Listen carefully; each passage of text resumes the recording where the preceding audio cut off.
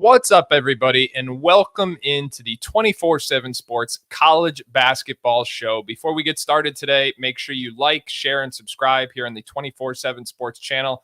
I got to tell you, this is an exciting time of year and an exciting show. If you've been following us here at 24/7 Sports, whether it's on the channel or on .com, you know that players are flying off the board at a rapid rate in the class of 2025.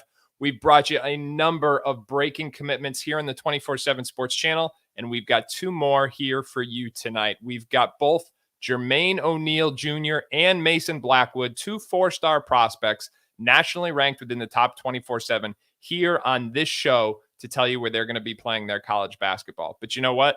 That is just the beginning of what's going to be a very busy week because we've got two more commitments coming down this week.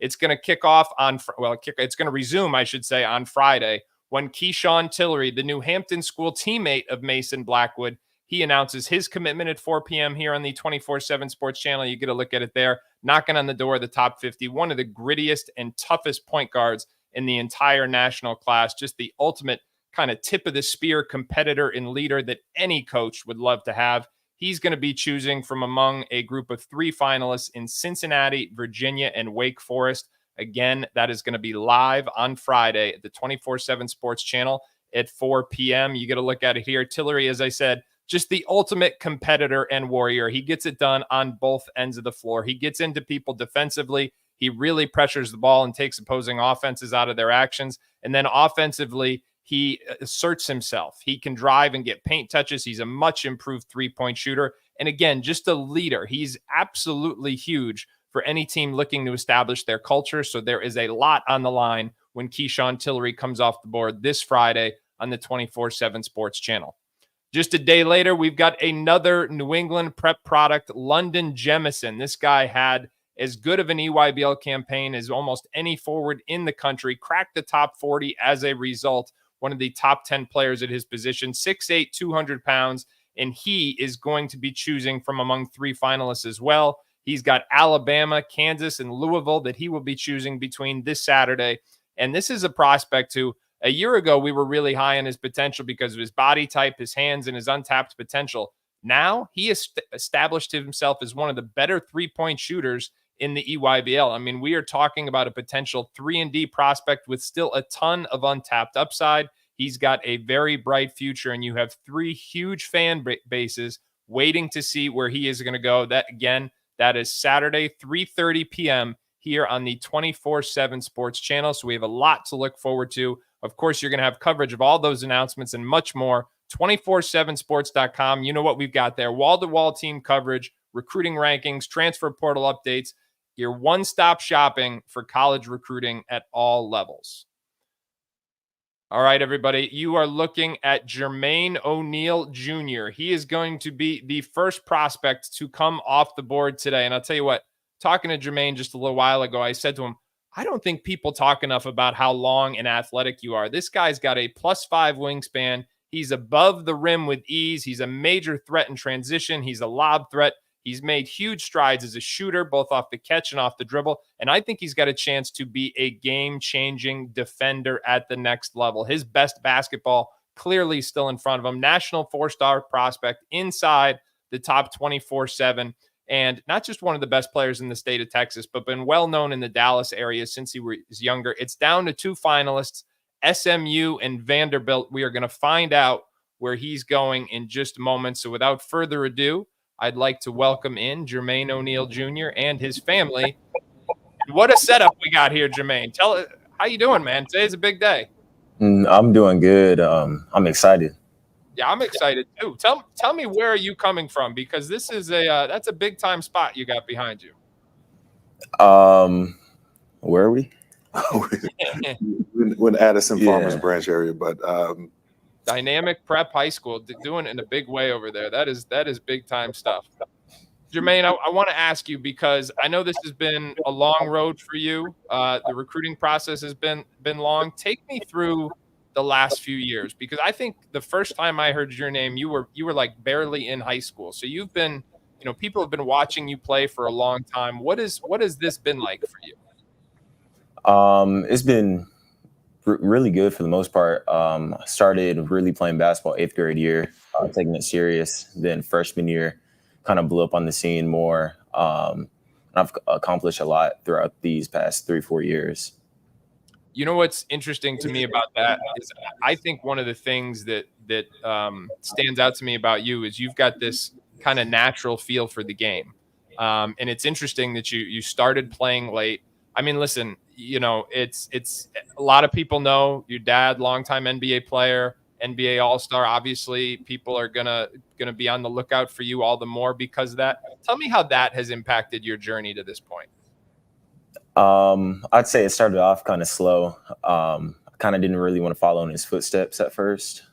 Then COVID came around, and me and him got in the gym a lot.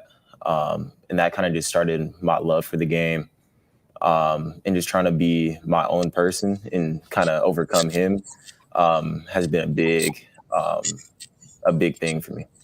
Now, as someone who also got to watch your dad play, admittedly as a fan, you've got a much different type of game, though, right? I mean, so the process of finding your own identity had to have been fairly obvious because you're just a much different type of player. Is that a fair statement? Yes. There were a few things I tried to take from him, like defense, shot blocking, which I feel like I'm one of the best shot blockers at my position in the 25 class. My mid-range shot came a lot from him, fades, all that. Yeah, that mid-post game. I know that's you get there more with that off the dribble. I remember your dad, that mid-post game for sure. But I want to give you a chance to introduce us to the other two ladies who are sitting next to you here today and obviously been a big part of this process for you. This is my mom.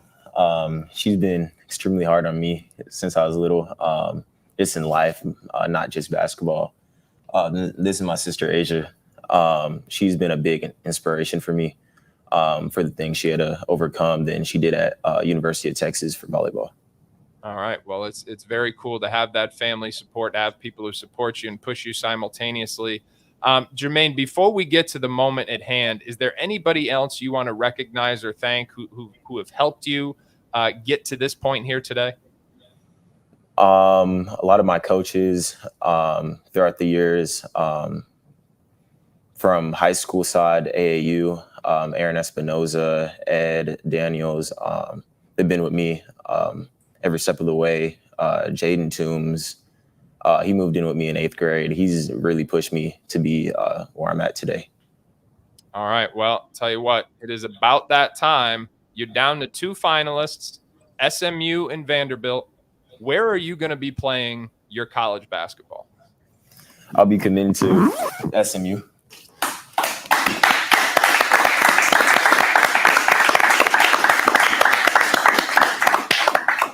All right. Congratulations. Now, I got to ask, obviously, SMU local spot, but brand new coaching staff. What was it about that school and that staff that made you decide you wanted to play your college basketball there? The biggest part is the love Coach Enfield and everyone else has shown me. They started recruiting me about 2 years ago at USC. Okay. So just that love they've shown over the 2 years has been great. And them coming to Dallas just seemed like a great opportunity.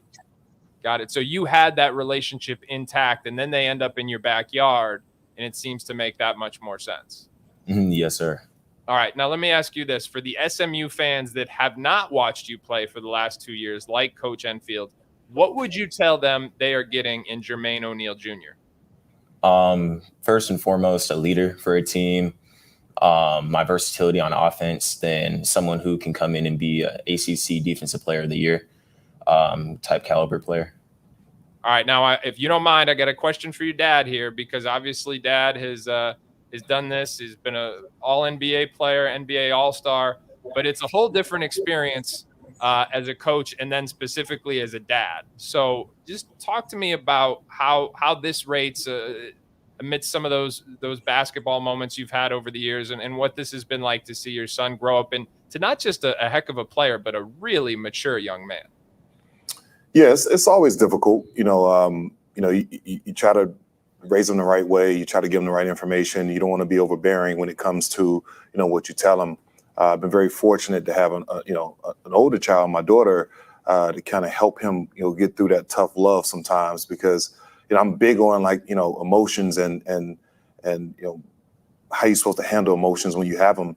And in this space where everybody's being compared to everybody, kids are into their emotions a lot more. So what I want to make sure is that he understands that it's about the work and the end product, and it should never be compared to anybody else, anything else.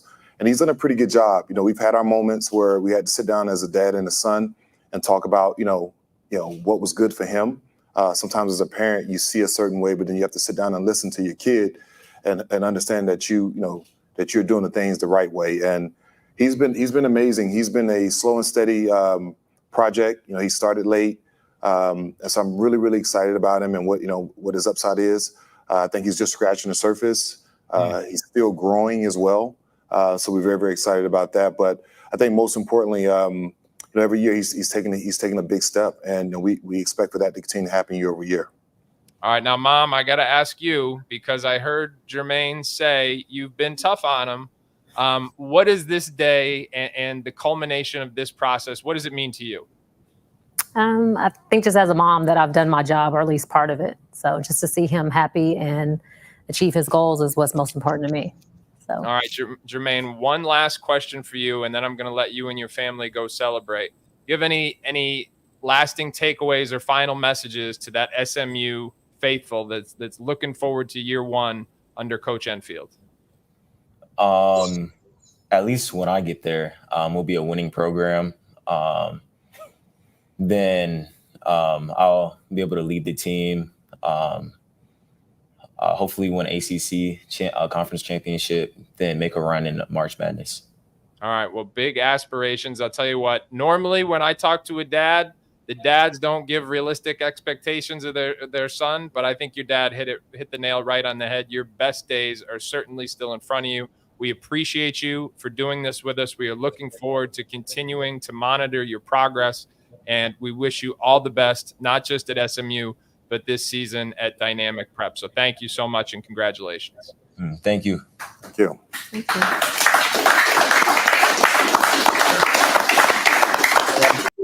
That is the O'Neal family. I tell you what, just as impressive off the court as they are on. But as we said, I really think Jermaine O'Neal Jr., he's got his best basketball still in front of him. You heard him say he's still growing.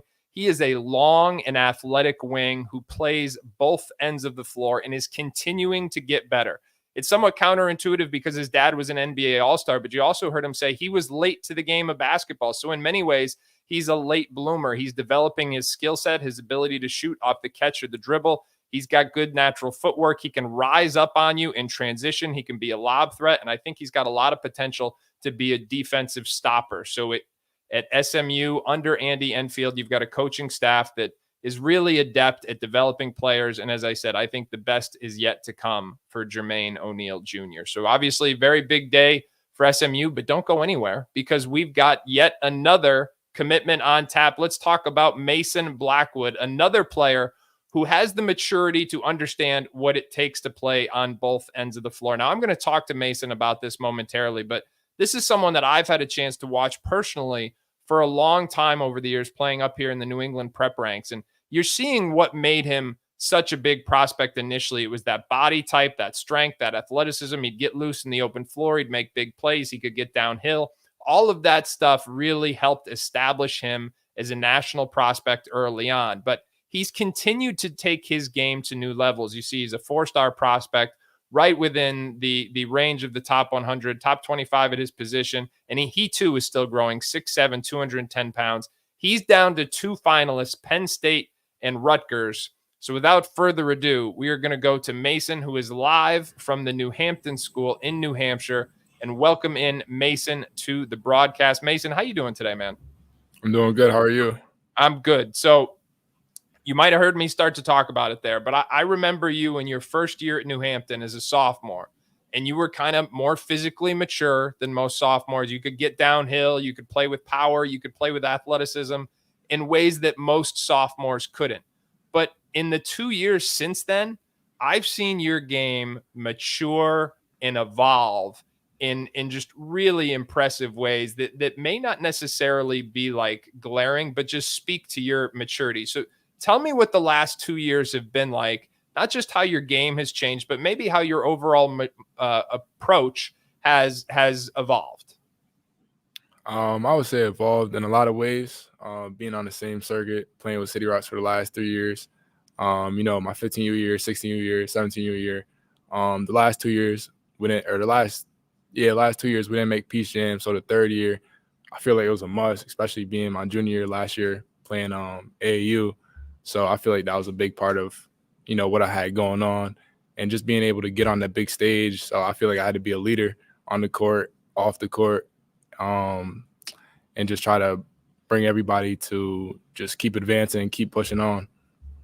Mason, I texted one of your coaches yesterday and I said, tell me what I may not have an appreciation for about Mason until I watch him play or until I coach him. And the response was, he doesn't care how many points he scores. He just wants to win. And he guards the other team's best player every game. Is that a fair assessment? Yeah, 100%. And that is an incredible. When I talk about the maturation, that's not typical for most 18-year-old kids. They're worried about individual stats. And to me, that's a big reason why New Hampton has been so good over the last couple of years and why the City Rocks were so good this year in the EYBL. And let's a lot of people were underestimating the City Rocks going into that season. But you and Keyshawn, you guys proved everybody wrong. And your recruitment went to new levels in the process. So let's talk about the recruitment a little bit. You've had a bunch of high major offers over the years. You're down to 2. What has this process been like for you? The process has been a lot of love shown me both ways. It's been fun though at the same time. I'm extremely blessed to have all those colleges reach out. But at the end of the day, I can only go to one school. So just having all those colleges talk to me, talk to my family, build relationships on and off the court. I just had to narrow it down to 2 schools and find the right place for me. All right, that's an important stuff. I thought you were about to drop it right there. I was like, "Oh, is he going to do this right now?" Before you tell us where you're going to school, tell me about the people you want to thank before this moment, because I know you've been exceptionally well coached, both in prep school and in grassroots, and I know there's a big support system behind you. So tell me about some of those people. Yeah, 100%. My coaches at New Hampton, I want to thank them: Coach Gale, Coach Furman, Coach Day, Coach Winters. My City Rocks coaches, they've been with me since I was like 14. I stuck with them till this day. Coach Abar, Coach Onion, Coach Jim, all those guys. And all my other coaches too. Like, those are the same people who believed in me from the jump, never doubted me, just kept pushing me to be the best player I could be. All right. Now, as you said, you are down to 2 and you can only pick one. So the moment's here. Where are you going to be playing your college basketball? I'll be committing to Penn State University. Yeah.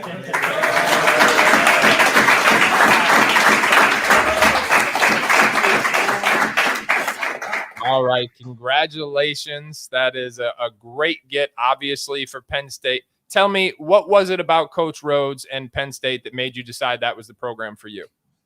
I feel like Coach Rhodes, he was just a great guy. He's a head coach there, so his word means a lot. And when he came to practices, games, he would always reach out to me, my family, and he always stuck to his word. So that was always big to me.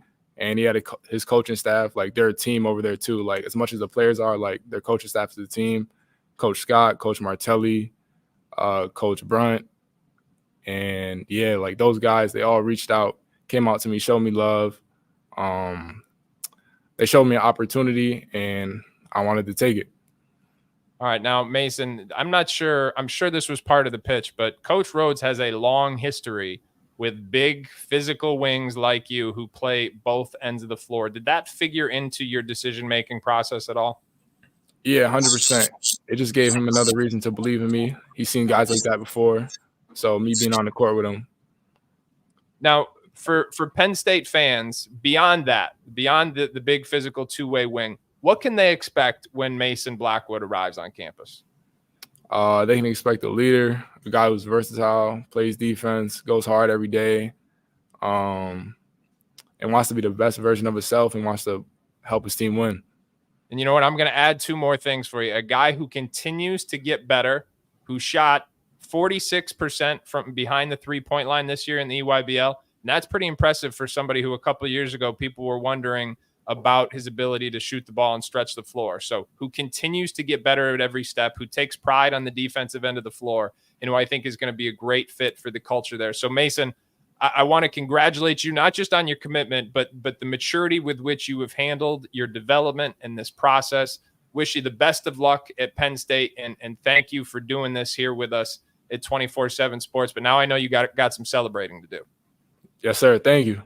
All right. That is Mason Blackwood, everybody. He is off the board to Penn State. And as I said, Mike Rhodes has a history with big physical combo forwards or big wings, and that is exactly what Mason Blackwood is. This was someone who was big and strong at an early age, able to get downhill and attack in transition, but you can see the expanded skill set there. He shot 46% from the three-point line this year in the EYBL play. He's become a more versatile offensive threat, and simultaneously, he's become a game-changing defender. He's also a very good perimeter rebounder, so he has an efficient and productive two-way game and a history of winning, both in prep school and in the EYBL, that I think is going to make him a fan favorite at Penn State. All right, everybody, that's two more prospects off the board here today. Remember, you can see many more commitments coming up Friday. We've got Kashawn Tillery. On Saturday, we've got London Jemison, and there's more to come next week. Make sure you head on over to 247sports.com for all the recaps and analysis, and keep it locked here for the rest of the week. The 24/7 Sports channel. We'll see you again on Friday afternoon.